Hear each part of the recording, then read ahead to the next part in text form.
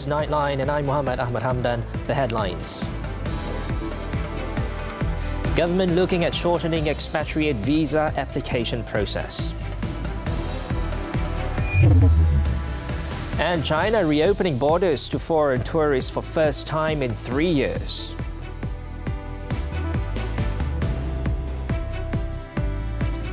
Good morning. The government is looking at simplifying and shortening the application process for expatriate visas.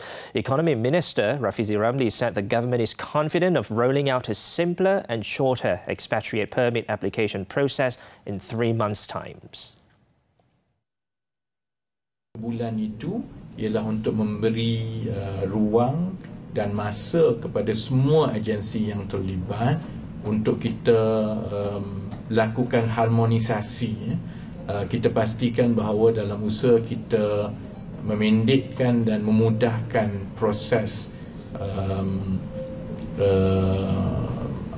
apa orang kata ni permohonan permit expatriate ini. Speaking at a media conference at Parliament after the first Special Task Force to Facilitate Business or Pemudah meeting on Tuesday, Rafizi noted that removing obstacles in the application process was a key concern for investors and industries. He also noted that the current permit process, which could take up to 6 months, have impacted businesses' manpower planning. However, he stressed that this would not come at the expense of proper checks and balances. He said examples of checks and balances were ensuring that the jobs expatriates were to fill cannot be done by qualified Malaysians and that they must meet the needs of businesses. Meanwhile, foreign labour shortage issues for the plantation industry has reached 80% resolution. Deputy Prime Minister Datuk Seri Fadilah Yusof, however, noted that the government is still facing obstacles for certain states. So I think it's almost at 80% now coming in. But the challenge will be in certain part, for example, Sarawak, certain areas, because in Sarawak, they're not receiving or accepting Bangladesh to work in Sarawak. So definitely there'll be challenge in getting more Indonesian to come in. But as far as process, he was met after officiating the first series workshop of People Positive Palm project on Tuesday. The government has generally completed the procedures, applications and approvals to bring labour from the source countries. However, the challenge now is the rules and regulations from the countries which are beyond the government's control. Moving on, the second phase of the Sumbangan Tunai Rahmah SDR program is slated to roll out by the middle of Ramadan. Prime Minister Datuk Seri Anwar Ibrahim told the Dewan Rakyat that the rollout will be for the bottom 40 income group B40. Bantuan Tunai Rahmah ini atau Sumbangan Tunai Rahmah SDR fasa 1 telah pun dikeluarkan, ya, telah diadakan, disampaikan kepada rakyat yang berjumlah 1.6 bilion ringgit. Itu bulan Januari. Dan saya telah memberitahu Kementerian Kewangan dan agensi berterlibat supaya meringankan mereka dengan bantuan SDR fasa 2 yang harus diselesaikan pada pertengahan Ramadan atau awal April, insya-Allah. The improvement was made in 2023 budget as the SDR has a maximum value of 3,100 ringgit. The SDR is a cash assistance program for the B40 group under the Finance Ministry and had benefited 8.7 million people with an allocation of nearly 8 billion ringgit. Also at the Dewan Rakyat, Datuk Seri Anwar reiterated that there is no need to bring back the Goods and Services Tax GST going forward and is confident that efficient revenue collection can expand the national income. He said the income level of the people is still low compared with countries with GST such as Singapore and Canada. Tetapi kita belum bersedia. Sebab kita belum bersedia kerana tahap pendapatan rakyat itu masih rendah. Jadi saya tidak fikir dalam 6 bulan atau 1 tahun kita boleh pertimbangkan. Pendapatan rakyat mesti naik dulu. Jadi threshold itu agak munasabah. He said that efficient tax collection and the introduction of new taxes such as the capital gains tax and luxury goods tax announced in the 2023 budget will expand the government's revenue. The Prime Minister also highlighted the importance of avoiding tax leakages and preventing tax avoidance. The Prime Minister also stressed that the investigation into the issues on Littoral Combat Ship LCS project must continue because earlier prosecution was not enough as the scandal was done on a large scale and involved leakage. He told the Dewan Rakyat that in fact the prosecution done before did not even involve the main culprits behind the LCS project issues. Tapi saya tegaskan di sini di Parlimen bahawa siasatan mesti diteruskan dan termasuk LCS kerana saya rasa tindakan yang sebelum ini tidak cukup untuk membongkar dan bertindak kepada orang-orang yang lebih utama yang dikatakan terlibat. Jadi biar siasatan itu diteruskan. Dato' Sri Anwar said the instruction has also been forwarded to the Malaysian Anti-Corruption Commission, MACC, for further action and that the agency had already informed him that there will be a second-round prosecution. It was previously reported that former Baustat Heavy Industries Corp Berhad Managing Director Tan Sri Ahmad Ramli Muhammad Noor was charged with criminal breach of trust totaling 21 million ringgit over the LCS project scandal.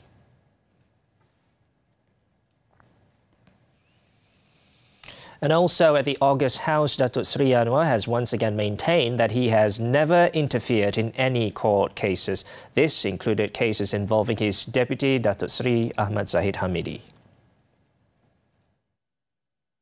Jangan kita guna kedudukan untuk, pertama, salah. Perdana Menteri jangan guna kedudukan untuk menganiayai.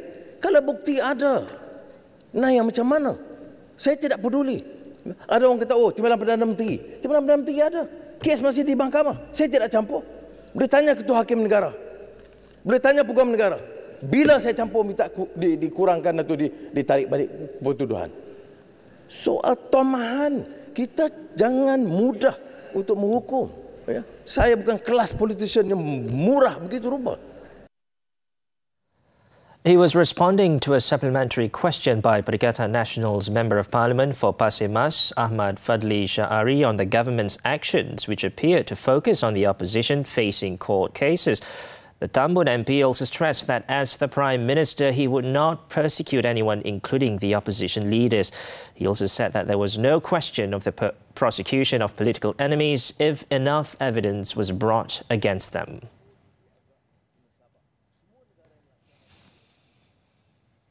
The appointment of members or professionals representing political parties into Government-Linked Companies GLCs is within the knowledge of and scrutinised by the Government Secretariat.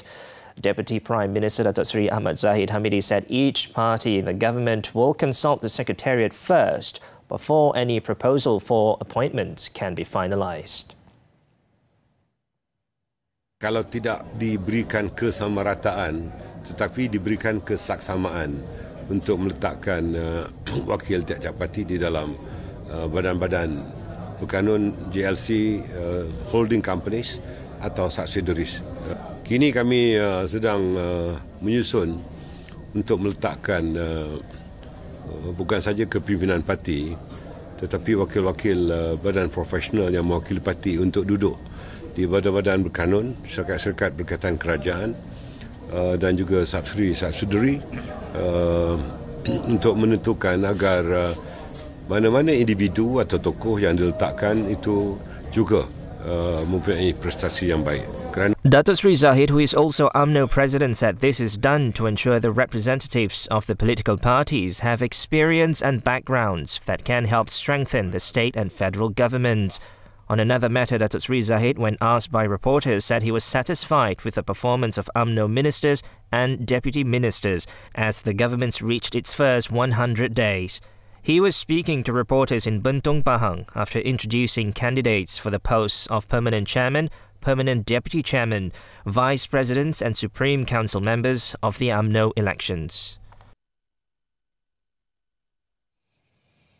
Tan Sri Muhyiddin Yassin is among several people who will be called in by the police to have their statements recorded over alleged defamation of Prime Minister Datuk Sri Anwar Ibrahim.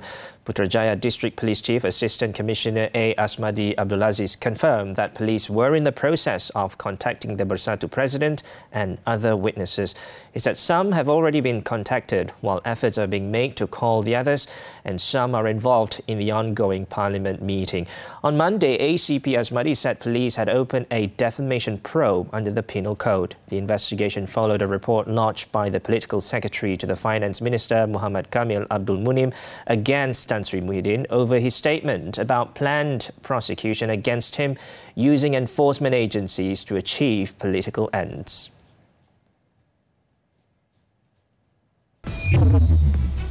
Coming up next, 3 superpowers agree on nuclear submarine project. Stay with us.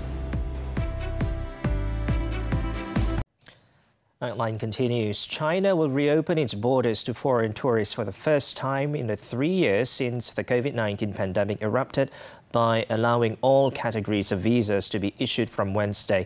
The country's foreign ministry said on Tuesday areas in China that required no visas before the pandemic will revert to visa-free entry, which include the southern tourist island of Hainan and cruise ships passing through Shanghai port. He added that visa-free entry to the southern manufacturing hub of Guangdong for foreigners from Hong Kong and Macau will also be resumed. The major easing of restrictions comes after Beijing declared victory over the virus last month and retreats from a zero-COVID strategy that has hurt its economy.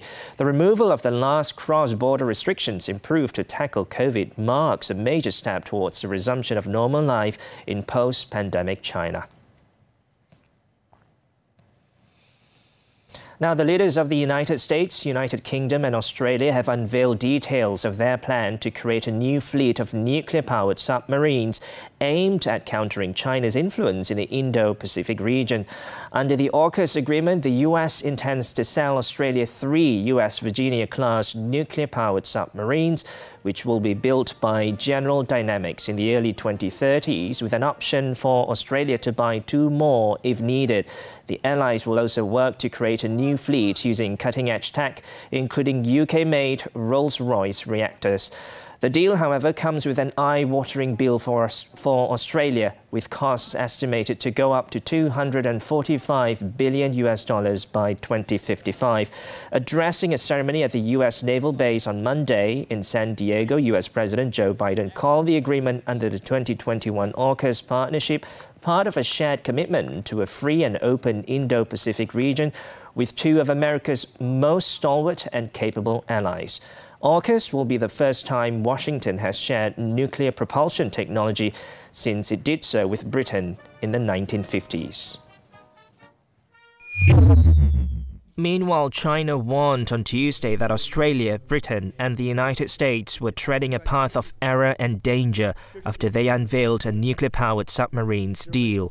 Foreign Minister spokesman Wang Wenbin said that the latest joint statement from the 3 countries revealed that they had ignored the concerns of the international communities. Wang also accused the 3 Western allies of inciting an arms race, saying the security deal was a typical case of Cold War mentality. China's UN mission had earlier also accused the Western allies of setting back nuclear non-proliferation efforts. However, US President Joe Biden rejected the accusation and stressed the submarines would be nuclear-powered and not nuclear-armed.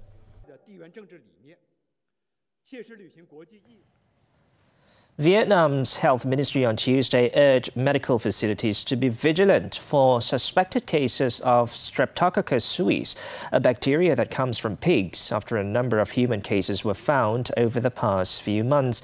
Since the beginning of the year, a number of Streptococcus infections have been recorded across the nation, and the majority of cases have involved people eating pork products such as blood pudding or those who slaughter pigs. It is understood that once someone is infected with the virus, the disease develops quickly, which leads to complications such as septic shock, coma and multiple organ failure. The ministry's Department of Preventive Medicine has called on local health authorities to strengthen supervision to early detect suspected cases of infections and have measures to handle the outbreak.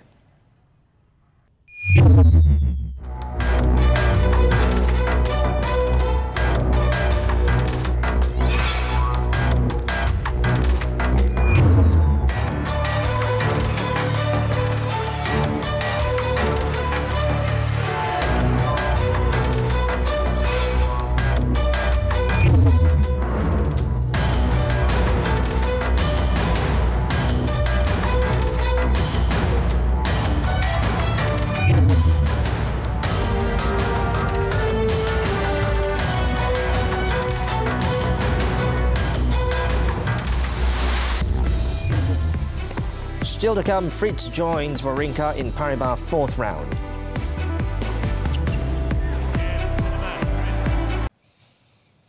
Sports tennis, the 2023 BNP Paribas Open. Jack Draper beat his hero and fellow Brit Andy Murray in straight sets to seal his place in the round of 16. The 21-year-old Draper was ahead 4-2 in the opening set before the experienced Murray clawed his way back to level scores and take the set to tiebreaker. The left-handed Draper won the tiebreaker 7-6. Draper earned a crucial break at 3-2 in the second set and then earned an important 6-2 win when Murray double faulted. Murray has not won 3 consecutive matches at the Masters 1000 event since he won the title in Paris in 2016. Joining him was Yannick Sinner. The 11th-seeded Italian overcame a tricky opponent, Adrian Manarino, in straight sets, 7-6, 6-4, to set up a clash against the informed Stanislas Wawrinka. Wawrinka outlasted Holger Rune in a 2-hour, 40-minute third round epic. Wawrinka, an Indian Wells runner-up to fellow Swiss Roger Federer in 2017, had a match point on serve at 5-4 in the second set, but 7th-seed Rune saved it and broke back before winning the ensuing tie-break 7-5. However, world number 100 Wawrinka forced the only break of the deciding set to lead 6-5, then sealed a 6-2, 6-7, 7-5 victory with the love game. Also in the 4th round was Taylor Fritz. The defending champion claimed a 6-1, 6-2 victory in 1 hour and 11 minutes to set up a 4th round meeting with Martin Fucsovics. And in the women's event, Iga Świątek beat 2019 champion Bianca Andreescu in straight sets to enter the round of 16. World number 1 Świątek faced no trouble as she clinched a 6-3, 7-6 win to stay on course to become the first woman to defend the title at Indian Wells since Martina Navratilova in 1991. The Polish will now take on Emma Raducanu of Great Britain.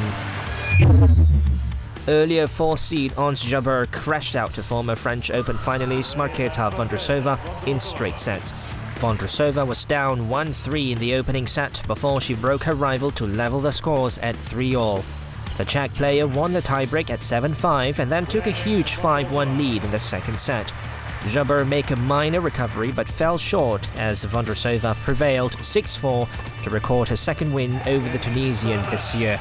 Vondrousova will face her compatriot Karolina Muchova in the pre-quarterfinal.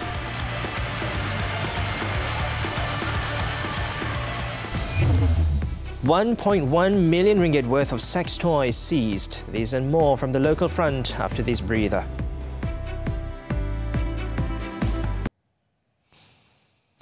We're back with more news from the local front. A businessman better known as Datuk Roy has been remanded for 3 days beginning Tuesday to assist investigations in connection with a corruption case involving the Jana Wibawa program. The remand order was issued by Magistrate Norilina Hanim Abdul Halim after granting an application from the Malaysian Anti-Corruption Commission under Section 117 of the Criminal Procedure Code. The investigation is being done under Section 17, subsection A of the MACC Act for accepting bribes. The businessman had earlier presented himself at the Kuala Lumpur MACC office at 2:30 p.m. on Monday before he was arrested at 3 p.m. the same day. In a statement on Monday, the MACC said it had been tracking down the 54-year-old Datuk Roy, whose last address was in Kuantan, Pahang. Datuk Roy had been previously charged in court and sentenced to jail for corruption and is alleged to be the mastermind in corruption cases linked to the Jana Wibawa program.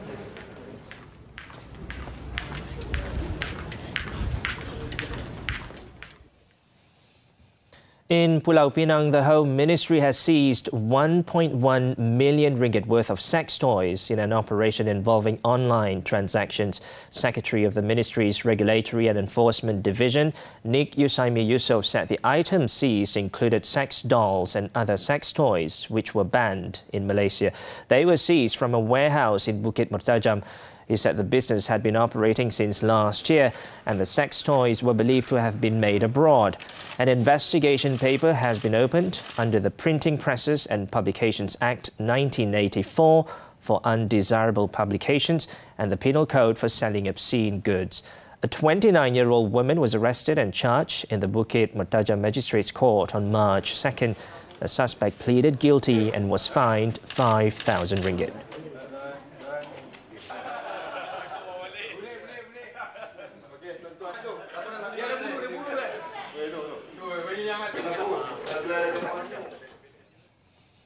And over in Kedah, 2 individuals were killed after the car they were travelling in collided with a lorry on the Kulim-Mahang Road in Kulim on Tuesday. Kulim District Police Chief Superintendent Muhammad Rizwan Saleh said the victims, Muhammad Shahmi Irfan Shaharuddin, aged 22, and a female passenger whose identity has yet to be confirmed, died at the scene. In the 8:40 a.m. incident, the victims were travelling from Sungai Kok towards Mahang. The car was believed to have entered the opposite lane before colliding with the lorry. The car driver and passenger suffered serious head injuries. The lorry driver, who escaped unhurt, was being held to facilitate investigations under the Road Transport Act 1987.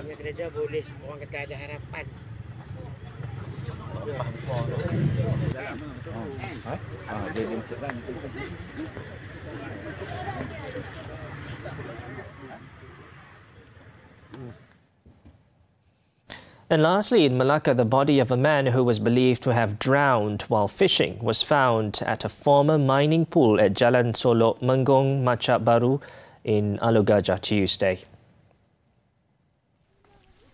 Alor Gajah District Police Chief Superintendent Arshad Abu said the 33-year-old victim's body was found by a team from the Fire and Rescue Department at the location at 9 a.m. Before the incident occurred, the victim was fishing and fell into the mining pool when trying to straighten the net. The body of the victim was discovered after the search and rescue efforts resumed at 8:30 a.m. The victim's body was taken to the Alor Gajah Hospital for an autopsy, and the case has been classified as a sudden death.